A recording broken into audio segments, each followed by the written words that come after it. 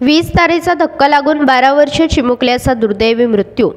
शेतात बकऱ्यांसाठी चारा घेण्यास गेलेल्या 12 वर्षीय महेश अनिल सूर्यवंशी या चिमुकल्याचा शेतात तुटलेल्या 20 तारेचा धक्का लागून जागेवरच दुर्दैवी मृत्यू झाल्याची घटना आज सकाळी वाकडी शिवारात घडली।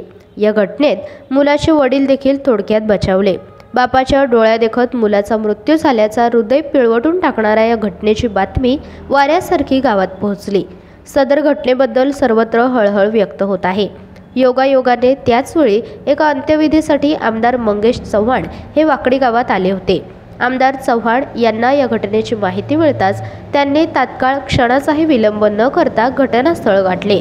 घटनेचे गांभीर्य ओळखून त्यांनी उपस्थित वीज वितरण कंपनी व पोलीस प्रशासन यांना सूचित करून घटनेचा पंचनामा केला। सदर प्रसंगी आमदार मंगेश चव्हाण यांनी माणुसकीचे दर्शन दाखवत भावनाविवश होत बालकाचा मृतदेह हा 40गाव येथील ग्रामीण रुग्णालयात नेला। या घटनेचा हृदय पिळवटून टाकणारे व्हिडिओ व फोटो सोशल मीडियावर व्हायरल झाले आहेत।